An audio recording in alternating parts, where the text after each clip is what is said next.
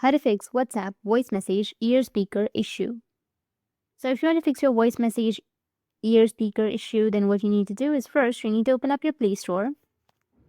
After opening your Play Store, you need to go with search, and under search you need to search for WhatsApp. After searching for your WhatsApp, if you have any updates on your WhatsApp Messenger, you just need simply go and update it. Once you've updated, your problem might be fixed.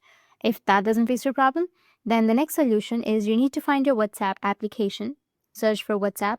Once you find it, you need to tap and hold on to your WhatsApp, and then you will find the app info section. Tap on the app info.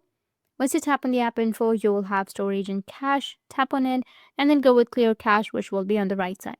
Once you've done with the cache, you need to go back and go with permissions and make sure that you allowed all of the permissions like music and audio, the phone, photos and videos, call logs, your contacts and everything.